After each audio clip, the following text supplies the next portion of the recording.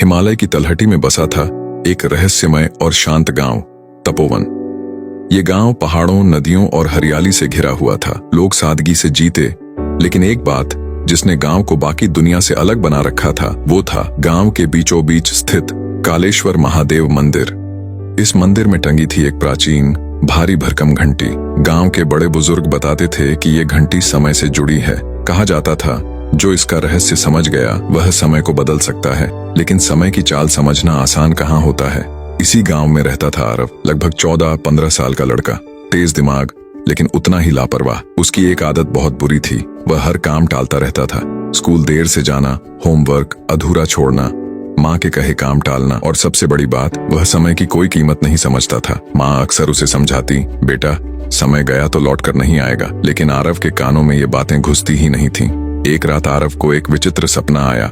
उसने देखा कि वह मंदिर के सामने खड़ा है, कोई नहीं है वहां, न पुजारी, न लोग, न आवाज। तभी घंटी अपने आप बजने लगती है, और जैसे ही वह घंटी बजती है, पेड़ की पत्तियां रुक जाती हैं, हवा थम जाती है, मंदिर की दीवारें चमकने लगती हैं, और तभी एक रहस्यमयी आवाज गूंजती है, समय सबसे बड़ा रहस्य है, जो इसे समझेगा वही इसे बदल पाएगा। आरव हड़बड़ा कर उठ बैठा, दिल जोर जोर से धड़क रहा था। अगले दिन स्कूल जाते समय आरव मंदिर के पास से गुजरा। जैसे ही वह पास गया, घंटी अपने आप हल्की सी हिल गई। अब वह डर भी गया और उत्सुक भी। उसके पांव मंदिर की सीढ़ियों की ओर बढ़ने लगे। वह पहली बार उस घंटी को पास से देखने गया। जैसे ही उसने घंटी को छुआ, तेज प्रकाश फैला, सारी दुनिया घूमने लगी और फिर अंधेरा छा गया। जब आरव ने आंखें खोली, वह उसी गांव में था, लेकिन समय बदल चुका था। हर जगह ऊंची इमारतें थीं, लोग मोबाइल और मशीनों में उलझे थे, बच्चे अकेले थे, बड़ों के पास समय नहीं था, रिश्ते सिर्फ स्क्रीन में बचे थे। गांव अब गांव नहीं, एक मशीन बन चुका था। वह एक बूढ़े से मिला जो एक पार्क में बैठा था। उसने आरव को पहचान लिया। तू ही है वह जो समय की घंटी से खेला है। देख, यह वही गांव है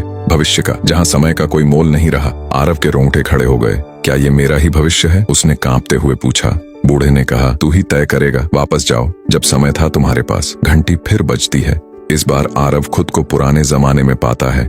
100 साल पहले का तपोवन। लोग बैलगाड़ी में चलते हैं, सूरज उगते ही दिन की शुरुआत होती है, बच्चे घरों से बाहर खेलते हैं। हर शाम गांव के लोग मंदिर में इकट्ठा होते हैं, आरती गाते हैं। यहाँ वह मिलता है एक तपस्वी साधु से, महात्मा अच्युतानंद। साधु कहते हैं, बेटा समय एक नदी है, तुम या तो इसके साथ बह सकते हो या डूब सकते हो। जो समय की लहर को पहचान ले वही पार जाता है। आरव उनसे घंटी का रहस्य पूछता है। साधु मुस्कुराते हुए कहते हैं, घंटी कोई जादू नहीं करती, वह बस तुम्हें दिखाती है कि समय कैसा हो सकता है, अच्छा या बुरा, चुनाव तुम्हारे हाथ में है।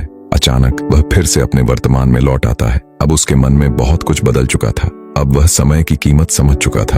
अब वह सुबह जल्दी उठता है, स्कूल समय पर जाता है, माँ की मदद करता है, दोस्तों के लिए समय निकालता है, और मंदिर जाकर घंटी के सामने रोज बैठता है, ध्यान करता है। गांव के लोग हैरान थे, ये आरव है जो कभी सीधा नहीं चलता था। एक दिन मंदिर में बैठे बैठे घंटी फिर हल्के से हिलती है, लेकिन अब कोई चमक, कोई समय यात्रा नहीं होती। बस एक गूंजती हुई शांत आवाज आती है, अब तू तैयार है, अब तुझे कहीं जाने की जरूरत नहीं, तू समय का रहस्य समझ चुका है। आरव मुस्कुरा देता है। समय को टाला नहीं जा सकता, सिर्फ अपनाया जा सकता है। हर व्यक्ति के जीवन में एक जादुई घंटी होती है। वह चेतावनी देती है, मार्ग दिखाती है, लेकिन बदलाव हमें खुद करना होता है। समय का सबसे बड़ा रहस्य यही है, वह चल रहा है, तुम भी चलो सही दिशा में।